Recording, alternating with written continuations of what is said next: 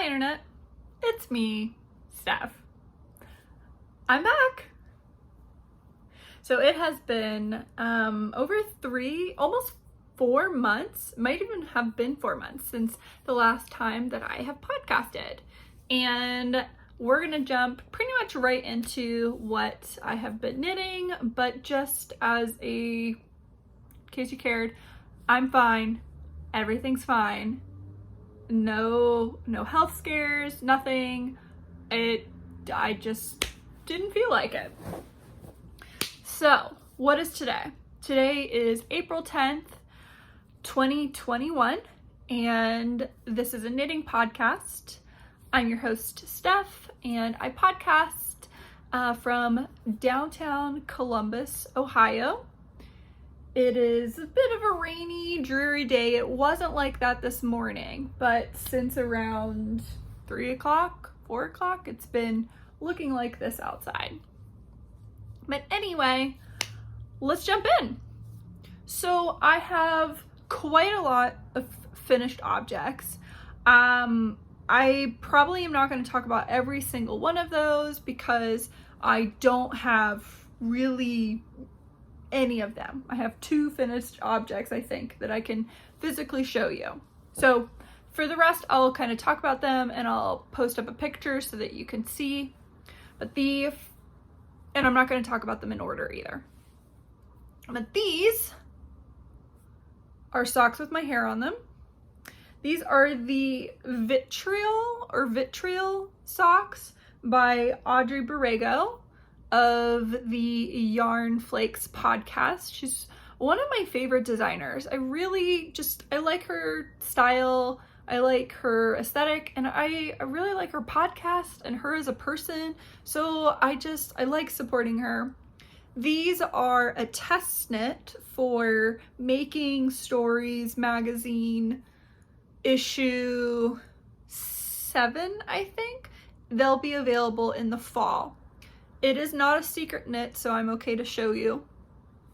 And I do have both of those socks finished. It's a very intricate looking design, but it's not difficult. So you can see, this is your pattern repeat there. It's not difficult. I think it looks really nice. It does a bit of stretching, mainly on the center spine here.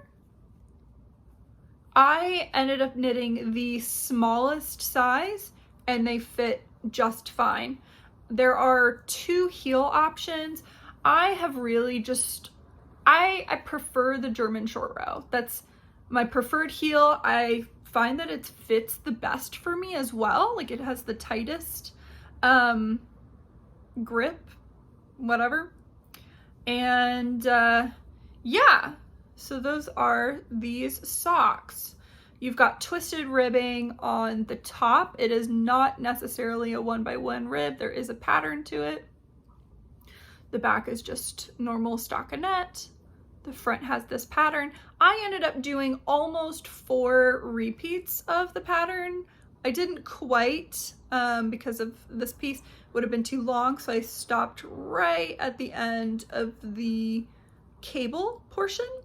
And these fit pretty good. The yarn is woolen twine in her Corriedale base. That is the yarn that the original socks are made out of, and Making Stories prefers if you knit with the same yarn as the sample. I think it's to help support that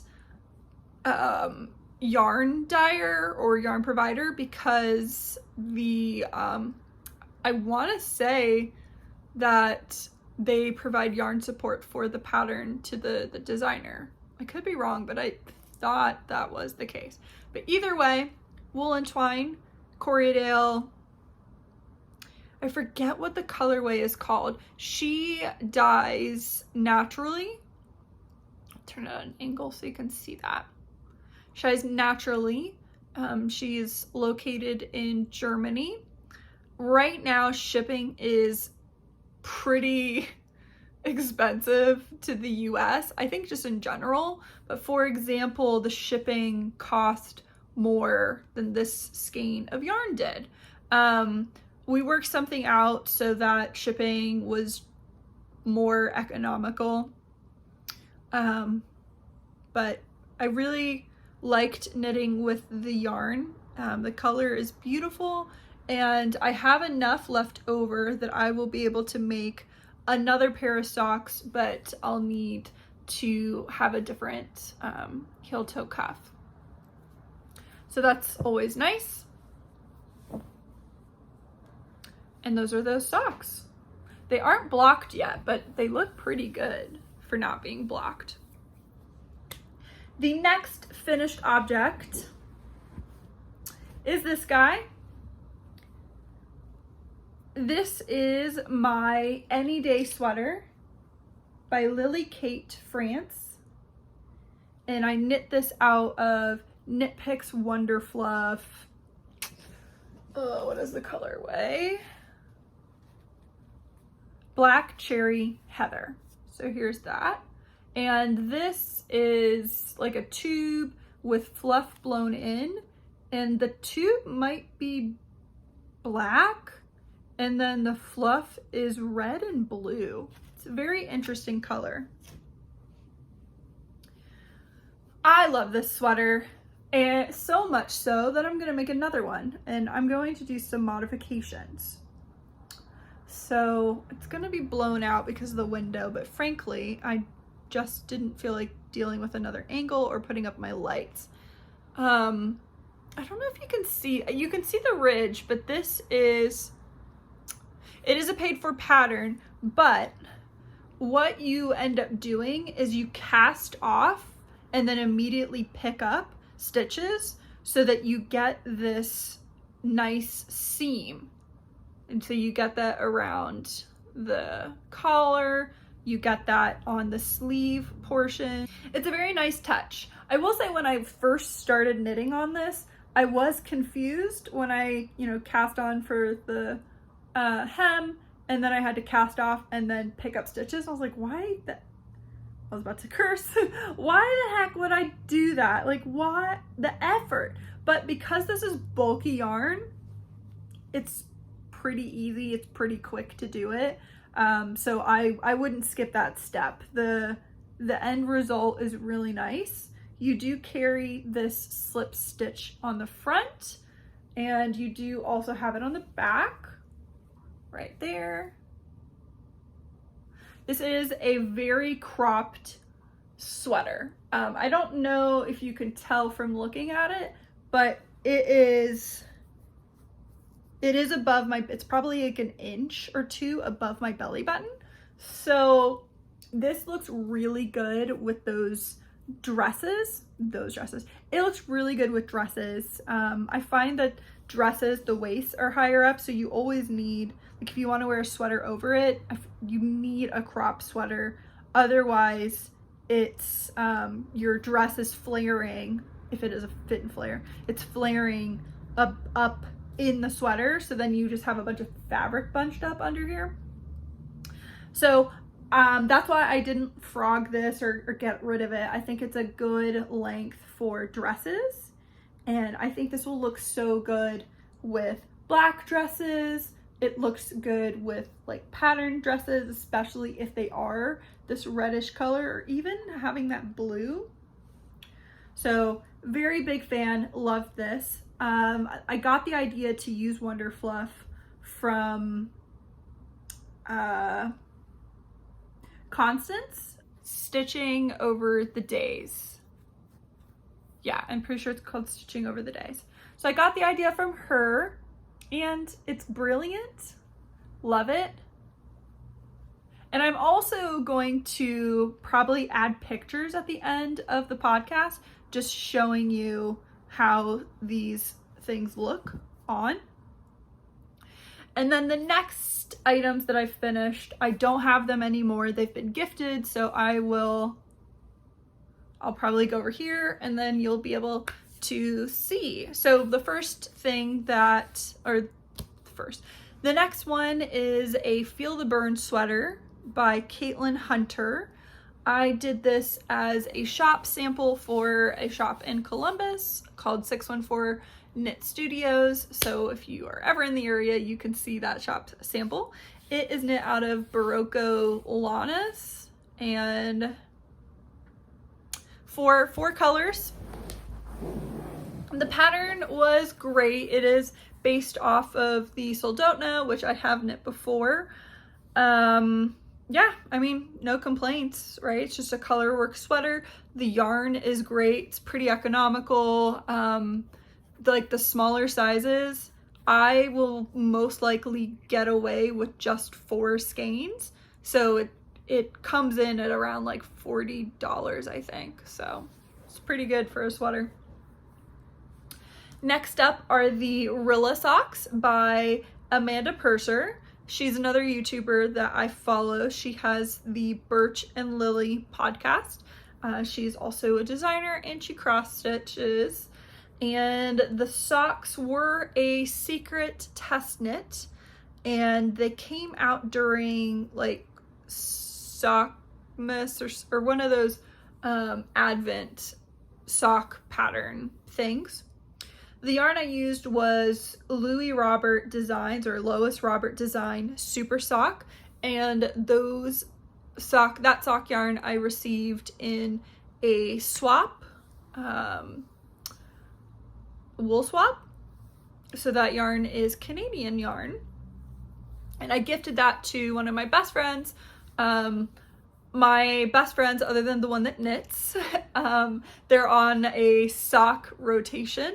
So they receive socks from me, which is great because I have so much sock yarn.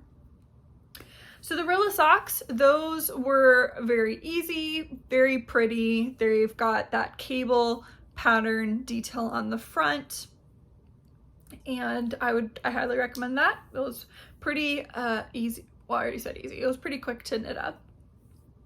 The Feel the Bern sweater was also very quick to knit up. And then the last completed object I want to talk about is the Thabo cowl. That was another test knit.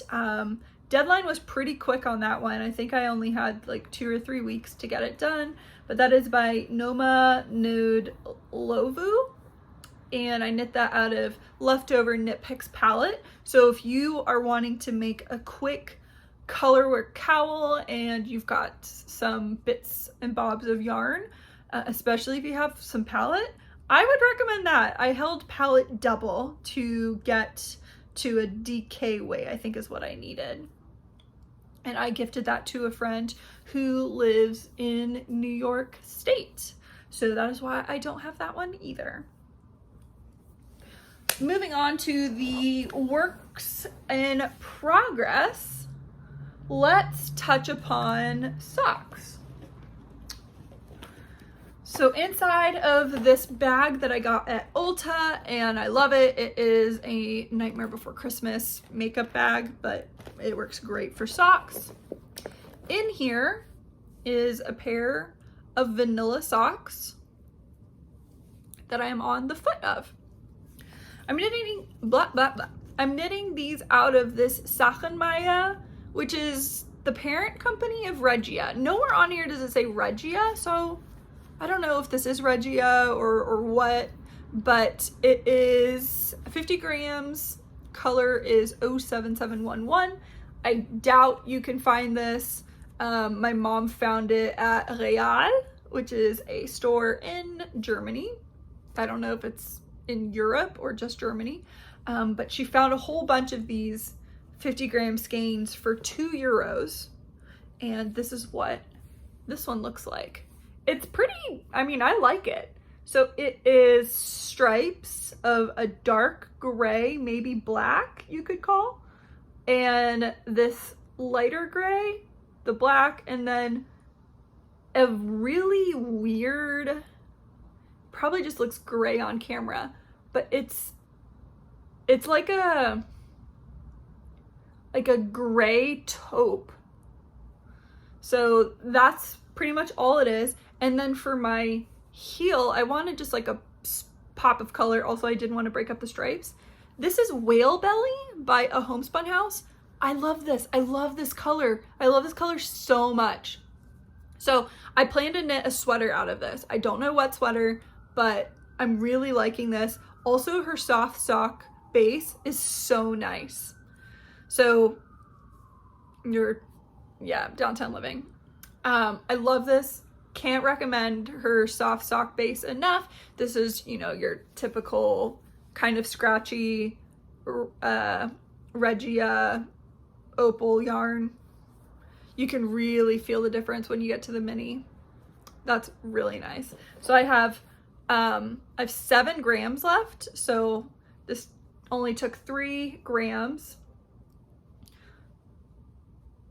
So I don't think I'll have enough to do the heel. I'm not sure. I do have this little bit of a red. So I might do some sort of striping effect. I don't know. I think I might only have 3 grams of this left too.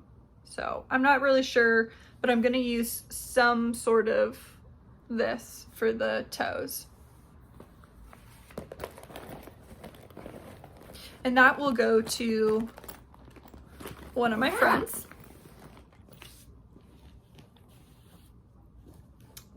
Something else, which may not to you seem like it's coming out of hibernation, but it is for me, is my Birds of a Feather by Andrea Mowry.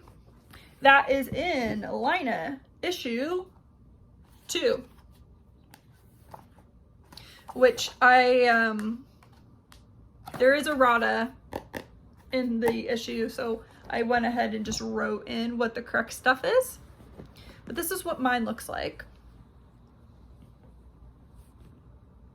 I am knitting it out of Teal Torch Knits, who is, I've said this before, probably one of my favorite dyers because I am in love with everything that I have bought from her. So I'll probably need to make another order. But there is Sunday Kind of Love and Sinking in My Soul are the 2 colors. It's beautiful. My Progress Keeper right here is a Pygmy Puff. And the Progress Keeper is more so just to remind me what the front side is versus the back, because when you're knitting in the mohair, it is a little bit hard to see. So thoughts on this pattern? I don't like knitting this. I don't like knitting this. I'm not enjoying the mohair parts, and I'm not enjoying the way the increases work up on the sides, because I prefer to slip my beginning of I was gonna say round, but I prefer to slip the first stitch, and the way that the increase works, it is a nightmare. It's not pleasant. And yeah, so this is definitely a product knit. Like I'm not gonna stop because I really, okay, it's just like a tangled mess right now. It's kind of annoying. I really want this shawl, but I'm maybe a third of the way done. So I've got a bit to go. But it's beautiful, right? It is really pretty.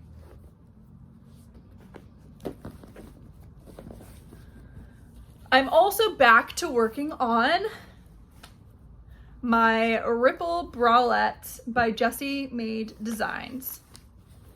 So here's the original one that I made last summer. Fits fine, except it is too see-through. And that's just not what I wanted out of a bralette. So I removed the hair from it. My hair's everywhere. So I decided to keep it, you know, in its form, so that I can measure my third reincarnation of it. That's right, this is the third one. So the second one that I made, I got maybe an inch below where I would separate for the separation of the front. Tried it on and decided that I would prefer a little bit more stretch, because what I had done is I dropped down even more needle sizes. I think I'm currently knitting on a 1. No, I'm knitting on a 2.5, which is a 3 millimeter. Oh no, I may have messed up here. Oh no! So I should be knitting on a size 1, which is a 2.25. And I'm not. I'm knitting on a 2.5, which is a 3.0. Which is what I had said my body should be. Yeah, I messed up, so cool. Now I have to undo this again. Darn it. Darn it, darn it, darn it. Well, there you go. So what I'm doing is I am actually knitting the size large so that I can have a much tighter gauge on a much smaller needle size. So that's where we're at. That's what I'm doing. Man, I can't believe I'm glad I caught this now, because this is probably over an hour's worth of work. Because another modification that I'm doing is I'm doing a full twisted rib instead of just twisting the knit stitch and then purling like normal. So it's full twisted on both sides, which is very time consuming. This is a paid for pattern, but if you like to wear bralettes like I do, then it's worth it. It also has a ton of sizes. So that goes from a 28-inch bust all the way to a 62-inch bust.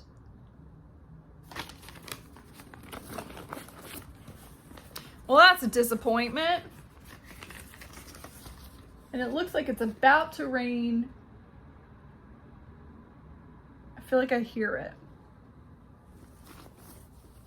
That is inside of a project bag that I made myself from fabric my friend bought me in Japan. It's also gotten darker. Does it help if I do this? Or is that just terrible? I can't tell. Maybe it's annoying. Maybe I look like I'm being blessed. We're leaving it. The last project that I want to talk about that I am working on others, but these are the ones that I felt like bringing up, is my Page of Wands. I feel like in the last podcast I had mentioned that I would have this finished. Nope. I don't know if I pointed it out, but almost all of my completed objects were test knits or sample knits. So there were deadlines involved. So here is the Page of Wands. This was a test, not a test. This was a secret knit. This was the very first mystery knit along that I'd ever done. Obviously, I didn't finish. This is by Audrey Borrego, again, of Yarn Flakes. And it is tarot card themed. And the yarn that I used, we've got these two as the main colors.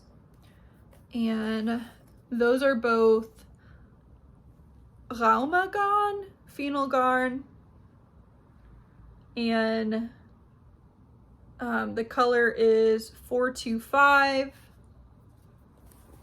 And then this color is 4187, and it says beige on it. I know it's like red brown, I think is what one of the tags says. And then my contrast color, that yellow mustard, is a Jameson Spindrift.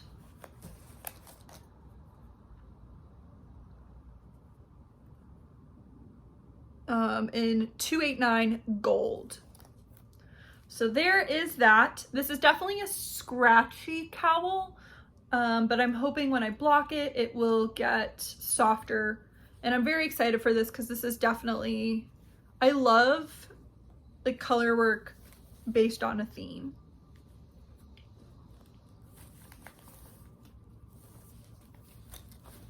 And that is it. My goal is to keep these podcasts shorter.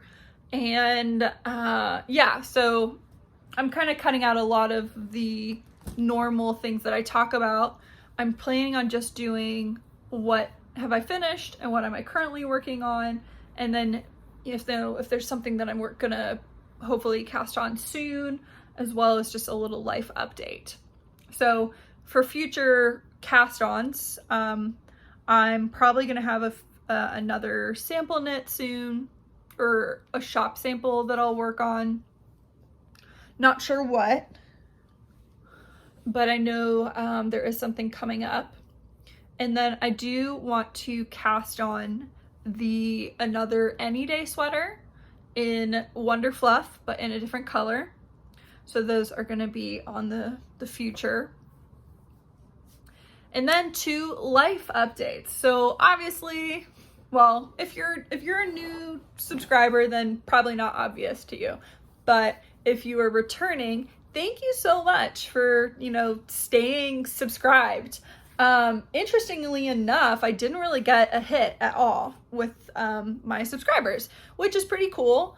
But anyway, I just took a break. I just really wasn't feeling like podcasting. It's probably has to do with the pandemic and just everything involved with, not being able to see people and do stuff and things like that I just wasn't feeling like it. And there's nothing wrong with that. And so I took a bit of a break. I did continue to knit a lot. I also read a lot. So, I don't know why I feel the need to justify why I was gone for so long, but really everything's fine. I did accept a full-time position at the company that I've been working for basically since the pandemic hit. So it's been 15-ish months of being a contractor, which I don't let stress get to me, but that was definitely not a position that I had really wanted to be in, where every 3 months or 4 months I would kind of be a little shruggy on, do I have a job? I always did. It was never really a big concern, but it's still there, right? It's still part of it. So I did accept a full-time position, which definitely cut out a lot of that stress. So now I just have a new stress of trying to do all of the new hire work while, fully 120% doing my job, because I know what I'm doing. I'm not needing to be onboarded for that position because I've already been doing it. So I just don't have time in my calendar to do all the typical onboarding stuff. So, there are worse problems to have, right? So that's where I am professionally. I also got the Pfizer vaccine.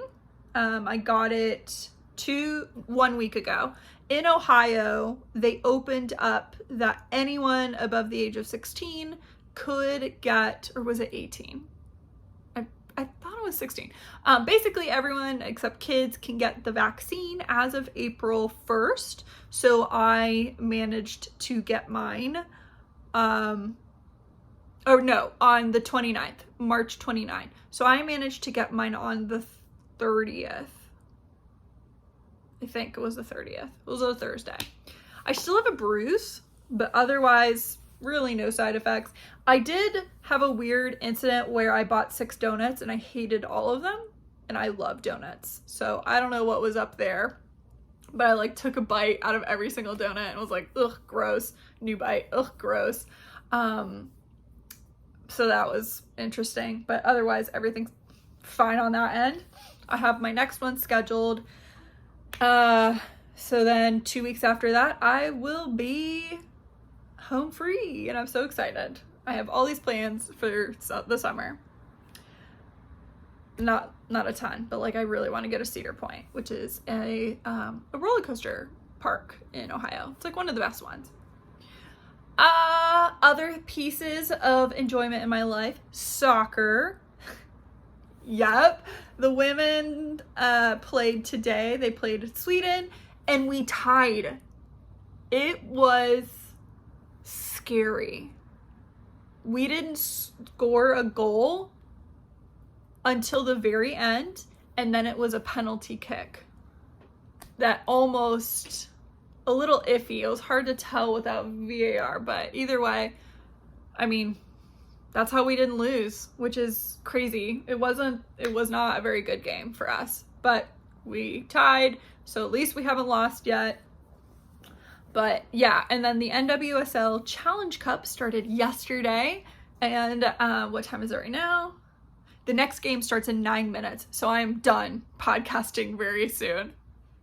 If you like soccer, definitely check out the NWSL. If you don't like soccer, but you want to really feel like you want to follow something, please check out the NWSL.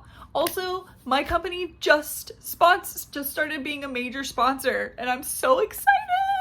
Oh, my friend sent me the post, and I like, oh my gosh, I got so excited. I love that. So, highly recommend. If you're not really sure who should you follow, ask me. I can give you some thoughts down below. You can message me real quick. My team is the Portland Thorns because originally they had Tobin Heath, who is my favorite player. She's number 17. She is currently at Manchester, over in the UK is her club team, but she was traded to the Racing Louisvilles, which are the brand new team of this year. Next year is Angel City, which is in LA, and then there's rumors that there will be another expansion in Sacramento. So I'm here for it. I don't want them to expand so quickly that it collapses. So I'm glad they're doing like one a year, but it's amazing. It's so exciting that there's this growth and all of that. So if you, I kind of didn't tell you who to follow, did I? So Portland Thorns, I love them because my favorite player is there, but they also have Christine Sinclair, who is she now has the most goals of any soccer player ever. That's both men, both women. She has the most international goals. She did surpass Abby Wambach, who had the previous record holder. She is US, and if you're like, that name sounds familiar, Abby Wambach is married to Glennon Doyle, who I think had a huge explosion in 2020 with her book Untamed. So there's that. Portland Thorns probably have the best fans. They consistently have the most people at their games, their home games.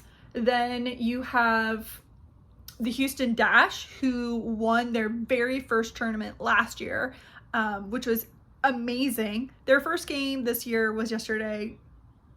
Not very good, but a lot of the teams are missing their key players because right now you have international call-ups as well as Olympic qualifying. So a lot of players are playing with their national teams. Yeah, I'll stop it at that because like I said, the game is about to start and you probably didn't want to tune in to a podcast where I talk about random shit about soccer. But anyway, the last thing I wanted to mention is my book segment. I love books. I normally talk about the books that I have read, but I'm going to switch it up because some of my favorite booktuber formats is to watch TBRs and monthly reviews where you go through the books that you've read in the month, and I'm going to switch it up and I'm going to do that. So I'll have a TBR, which is a to be read video. My goal is to have that come out at the end of the month, and then I will have a wrap up, which is going to come out at the beginning of the next month. So and then of course I'll have the knitting content. So that's my goal there. And because I'm now in the mood to podcast, I will be posting my TBR for the month of April. That will come out very soon, I would say. My goal is actually to film that this weekend and then post it. It's all prepped. I have all my notes of what I want to read. So yeah, that's the book format. Hopefully you're okay with that. If you're not, my channel, really, I don't know why people get so mad or offended about like formats of YouTube channels. So yeah, thank you so much. I really appreciate you sticking around. I appreciate the comments you leave. I appreciate you liking the video. That really does make my day. I know I personally am pretty bad at liking videos because I watch them on my TV, and you can't, I don't think you can like a video from the TV. I'll have to check on that. I know, I watch YouTube on my like 60-inch TV. People probably hate that. Thank you so much, and I will talk to you later. Bye.